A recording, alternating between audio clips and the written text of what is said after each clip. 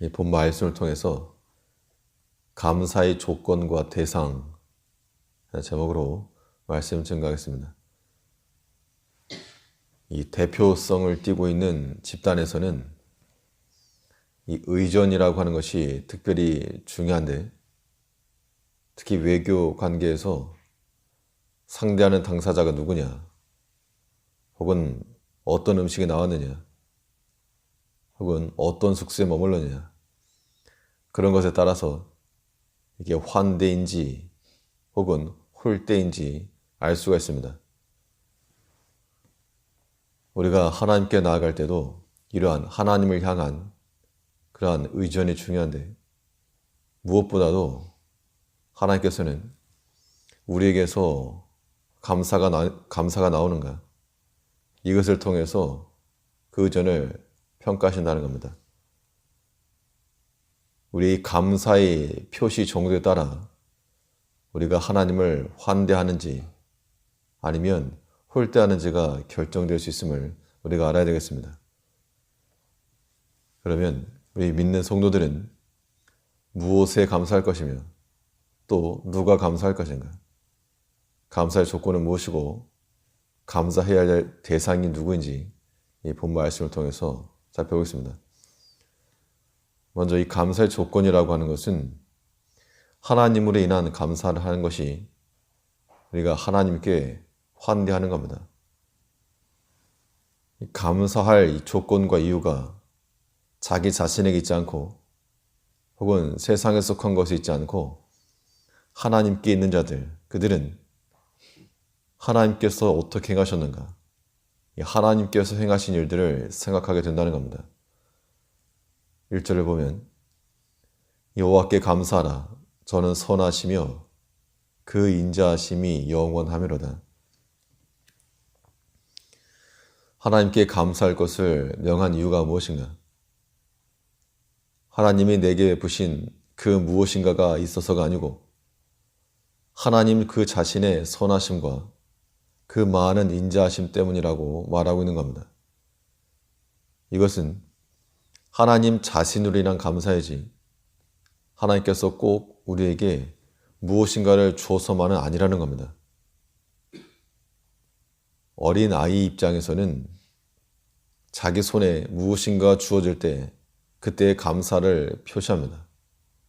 낮은 수준의 신앙의 단계가 마치 그와 같은데, 근데 장성한 자가 되면 아무것도 해줄 수 없는 부모라 할지라도 그 존재 자체만으로도 감사할 줄 아는 자가 된다는 겁니다.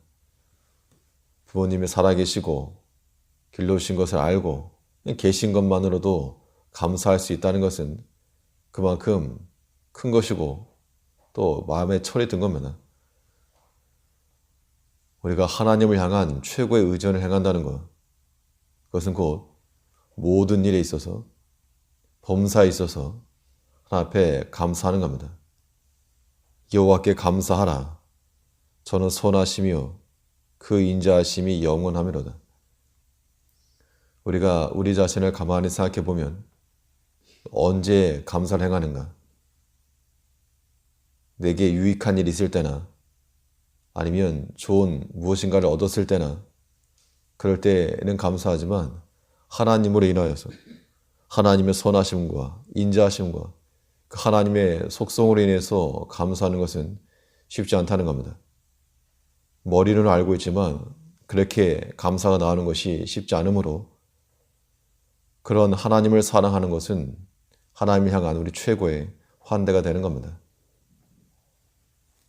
오늘 본문 시편 기자는 자신의 인생 가운데서 역사하신 하나님의 선하심과 인자하심을 노래하고 있습니다.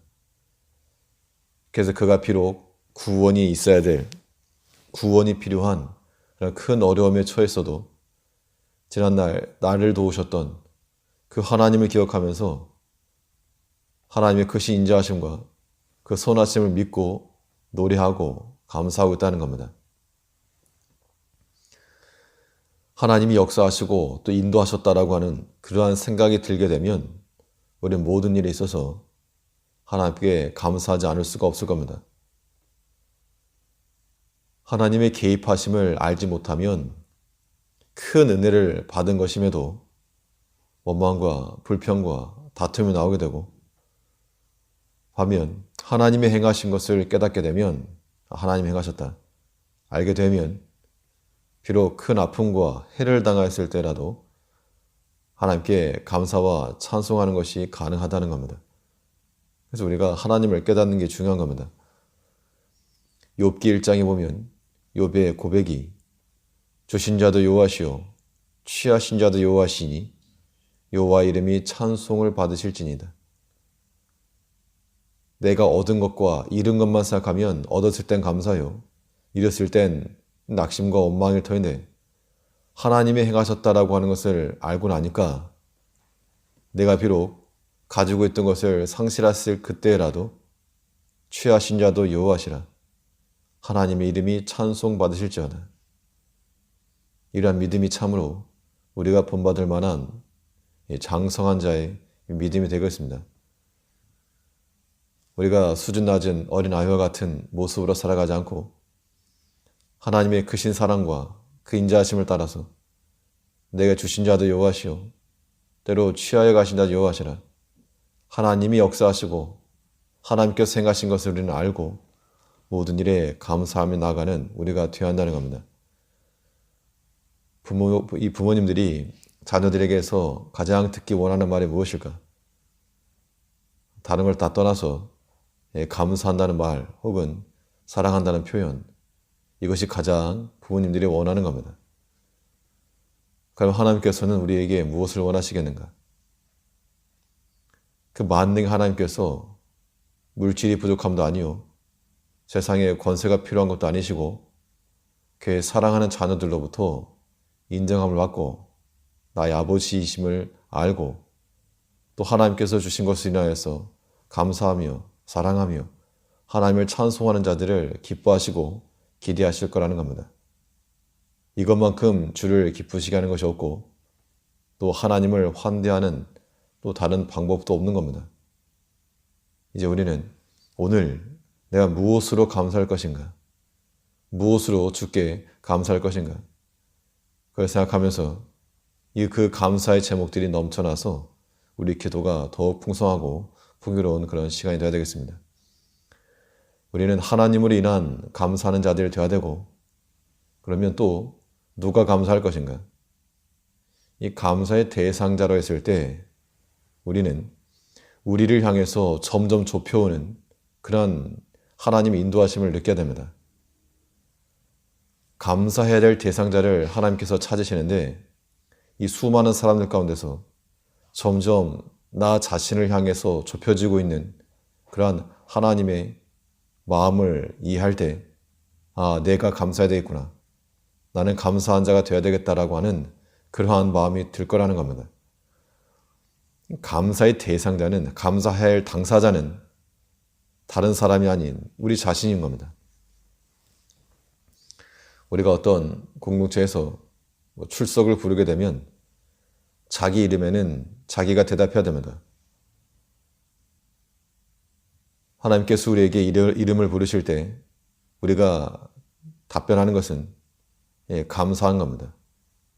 출석에 대해서 예라고 말하지만 우리는 하나님의 부르심에 대해서 감사함으로 답변하는 겁니다. 하나님께서 때로 우리를 자기 뜻대로 몰아가시는 것이 명확히 보이는 때가 있는데 모든 사건과 사람을 통해서 길이 열리기도 하고 또 닫히기도 하면서 하나님께서 자신의 뜻을 이루어 가신다는 겁니다. 하나님께서 이 감사해야 될 대상자를 마치 당첨자로 부르실 때 하나님께 점점 우리를 향해서 눈과 귀를 집중하시는 겁니다.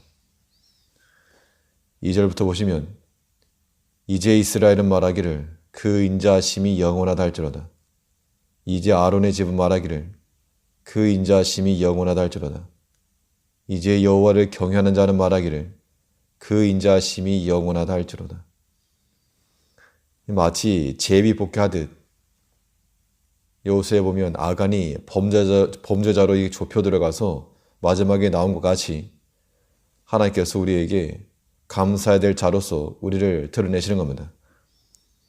이스라엘과 여호와를 경외하는 자와 아론의 집을 통해서 점점 우리를 향해서 좁혀 들어오는 그러한 마지막의 결론, 네가 감사해야 된다.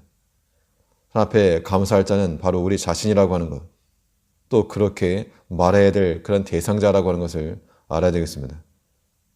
우리가 피하지 말고 하나님의 요구, 감사하고 찬송하라고 하시는 하나님의 요구에 외면하지 않고 직면하는 우리가 되어야 한다는 겁니다.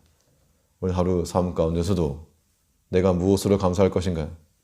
하나님을 깊이 묵상하여서 그 하나님의 능력과 사랑과 그 하나님이 우리 마음에 풍성하여 하나님으로 감사하며 하나님께 점점 우리에게 감사에 대한 당첨자를 주신 것 같이 우리에게 입을 열어서 감사라고 명하신 걸 기억하여서 영원하신 하나님을 우리 입을 열어서 감사하며 찬송할 수 있는 우리가 되어야 되겠습니다. 네, 기도하겠습니다.